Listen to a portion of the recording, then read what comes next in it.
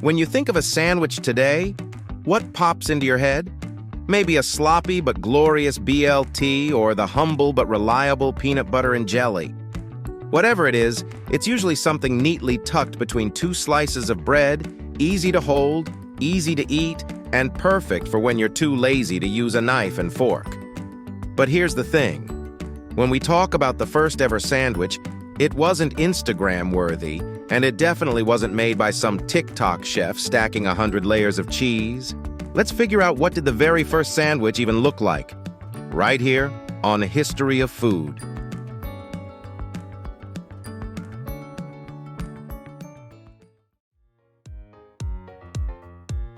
Most people have heard the story that sandwiches were invented in the 18th century by John Montagu, the fourth Earl of Sandwich. The legend goes that this guy was such a hardcore gambler, he didn't want to step away from the card table to eat. So he asked for some meat tucked between two slices of bread so he wouldn't get greasy fingers all over the playing cards. Convenient? Yes. Legendary? Sure. But first ever? Not even close. If you think about it, humans have been eating bread and meat for thousands of years. You're telling me no one thought of putting one on top of the other before some rich guy in a powdered wig did it? Please. The Earl of Sandwich just branded the idea. He didn't invent it. He was like the Steve Jobs of food, took something that already existed and made it mainstream. So if not the Earl, then who?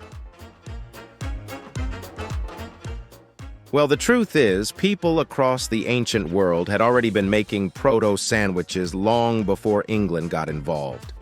Let's start with the ancient Hebrews. Around the 1st century BCE, there was a Jewish sage named Hillel the Elder. During Passover, he supposedly wrapped lamb, bitter herbs, and nuts inside flatbread. That's basically a shawarma, or if you want to be less fancy, a religious burrito. This was eaten not for fun, but for tradition.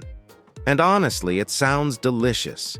Meanwhile, over in ancient Rome, workers were known to carry flatbreads with slices of meat or cheese in between.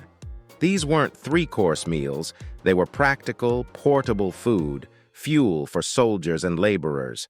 Imagine some Roman soldier pulling out his lunch. Flatbread, a slab of meat, maybe some olives. Boom, sandwich, ancient edition. And of course, we can't forget the Middle East, which pretty much mastered the art of putting food into bread. Think pita stuffed with falafel, shawarma, or kebabs. This tradition goes back centuries. If you've ever had a warm pita pocket filled with grilled meat and veggies, congratulations! You've eaten something that looks a whole lot like what the first sandwiches would have been. Flatbread is really the unsung hero here. Unlike the fluffy, sliced loaves we think of today, flatbread has been around forever. It was simple to make, didn't spoil fast, and you could wrap basically anything in it. Meat? Sure. Cheese? Of course. Leftover mystery stew? Why not? Early sandwiches weren't about artistry. They were about practicality.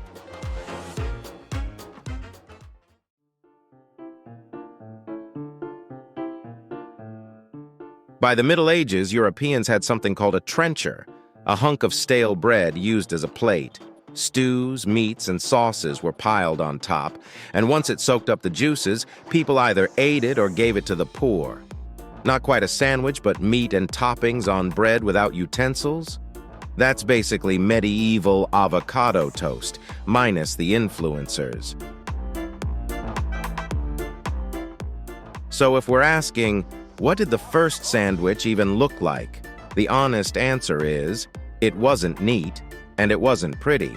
The earliest sandwiches were flatbreads wrapped around meat or cheese, probably greasy, probably falling apart, and definitely not held together with cute little toothpicks.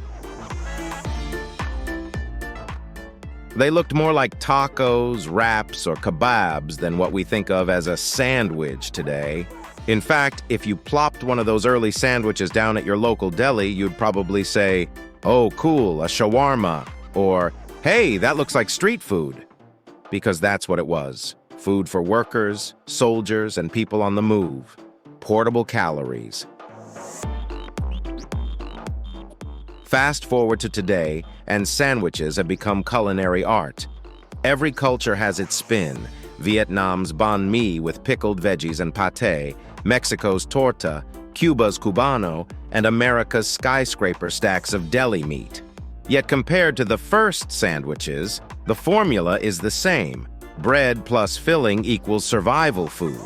The difference now? Extra sauces, garnishes, and way more carbs. Imagine the first human to make a sandwich. Flatbread in one hand, cooked meat in the other. Maybe tired, lazy, or just unjuggling food like a clumsy magician.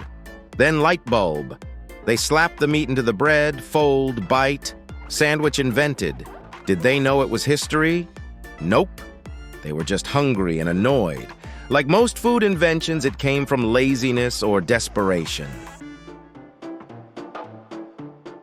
Now, the Earl of Sandwich might not have invented the sandwich, but he gave it a rebrand. Once the aristocracy was eating sandwiches, the name stuck. From then on, the concept spread across Europe and eventually to the Americas. And now, here we are arguing about whether a hot dog counts as a sandwich. For the record, yes, technically it does, but let's not start a war in the comments. So what did the first sandwich even look like? It wasn't neat. It wasn't pretty. It was flatbread stuffed with whatever food people had on hand. Meat, herbs, cheese, maybe some veggies if you were lucky. It was messy, practical, and kind of brilliant. And honestly, I like that. It means the sandwich wasn't born out of luxury, but out of necessity. People needed portable food, and bread was the perfect edible container. The sandwich is basically humanity's oldest lunch hack. So next time you bite into your carefully crafted deli sub, your artisan grilled cheese, or your midnight PB&J, remember? You're taking part in a tradition that started thousands of years ago with some tired, hungry human who just wanted an easier way to eat. And if you ever feel bad about making a lazy dinner, just tell yourself, you're not being lazy, you're honoring history. If you enjoyed this video, please check out our other bingeable channels. Thank you for watching. If you have suggestions for our next video, feel free to share them in the comments below. We'll be sure to give you an acknowledgement for your contribution.